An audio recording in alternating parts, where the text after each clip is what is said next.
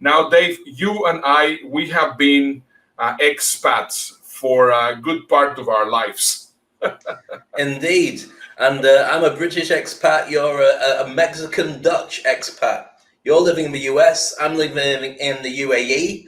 And I don't think that's by accident. I think we found where we feel comfortable. And that's why we settled here for such a long time. But did you have a problem with culture? Did you have a problem when you first moved to the US to fit in? Well, I had never really had any issues fitting in. I mean, I because I understand culture. But the problem is most people don't. And that's where they find it very difficult. I mean, not because you have traveled, that means that you have actually learned the culture. Not because you have been in several countries, that means that you really understand the culture. I mean, my parents have done a lot of traveling. I mean, my mom and dad were really crazy about traveling, and they will always come back to their little world. I know a number of people that, yes, they have traveled. They were always sheltered in hotels. They were always going to with tour guides. They were always having, the tour guide protection. In my travel, I had never really been like that. I've always wanted to really explore. I wanted to go where all the locals go. I always wanted to meet where the locals were eating.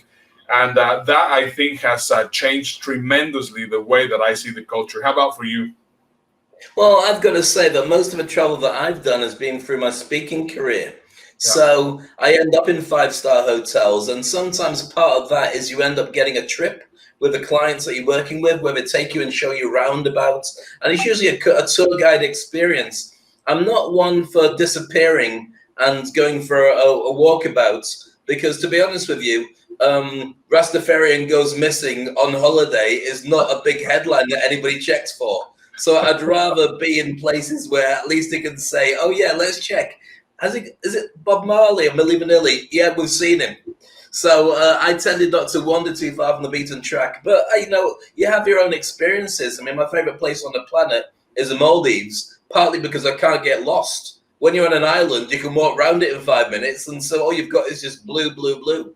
So I think it's different for everybody. You like the culture, and you're brilliant at languages as well. So you speak about 20 different languages or something crazy. No. I do one, English, badly, and that's it.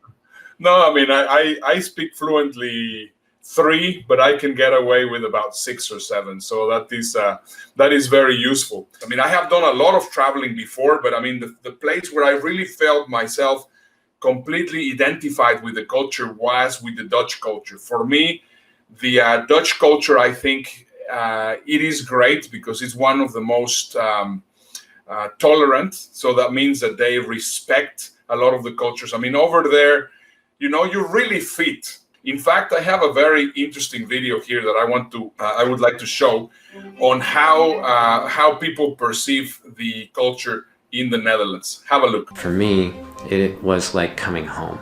Like when I got to this country and I found out how direct people were, I was like, wow, these are my people. They tell you what they think. English are notorious for not saying what they mean.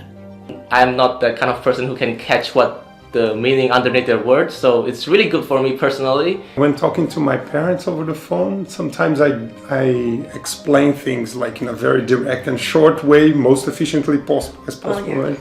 They ask me back, are you mad or something? Are you tired? Because it's just not normal for them, and yeah.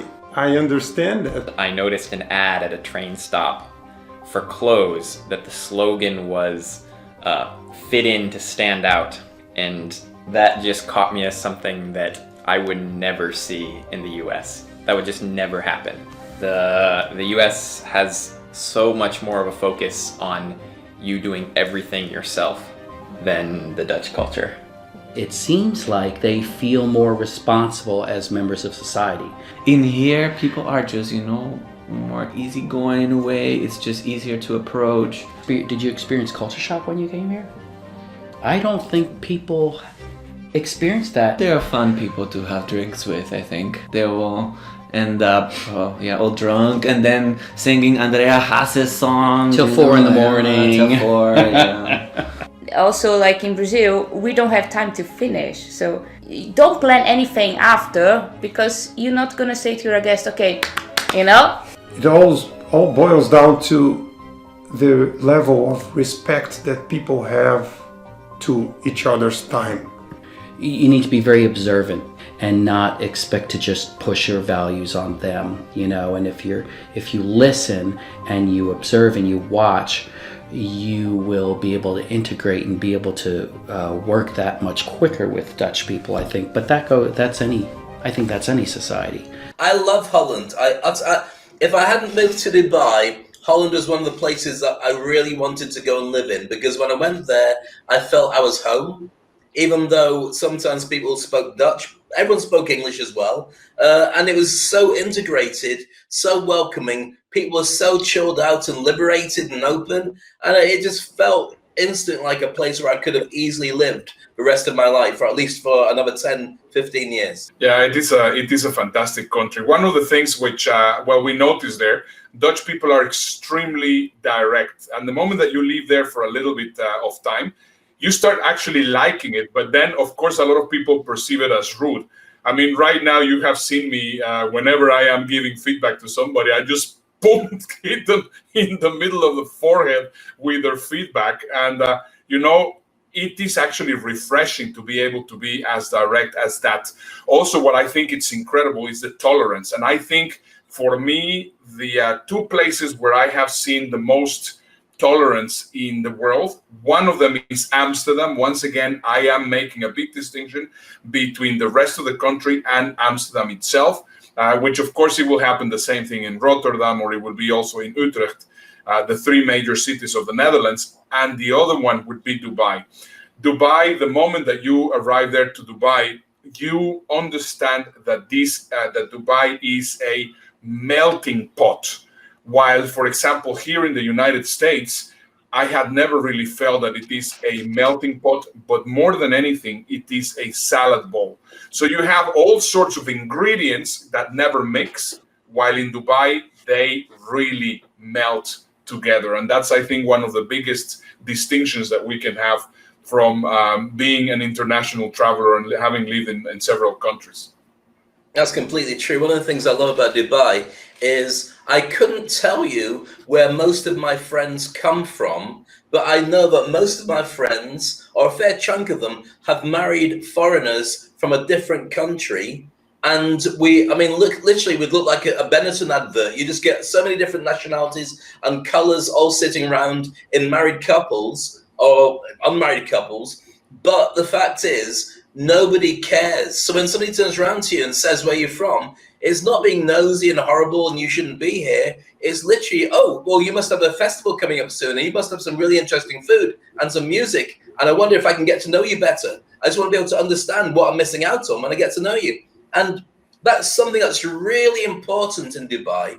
And it's something that, I've been here almost 30 years, and the rulers of Dubai have made it very clear that the way that Dubai works is everybody's welcome, but it is expensive. So you've got to be able to do business to be able to stay here. But if you do stay here, we'll make it as safe as we can for you to get married, have a family, go to school, have a big car, and enjoy life out here until whenever you decide to leave. And run a business on a global scale, because they promote Dubai so everyone can come to it and see how big it is. So it's really cool. But the biggest challenge, I think, for many people is bringing where they're from to Dubai and not allowing it to work for them. So typically, Americans and Brits tend to be the worst. And I can say this as a Brit, and you can say this as somebody who lives in America.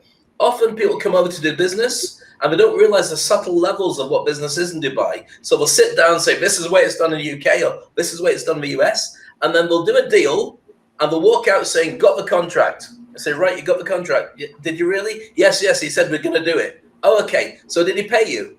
No, but I trust him. He said it was fine. What, you mean you didn't actually get a contract then? Well, he said it was okay. And so what it is people don't like losing face. So people will say to other people, yeah, sure, not to offend them. But until it's in your bank account, it's nothing. So Dubai's got a really sophisticated and massive business hub on every level, but you got to understand it to be in it.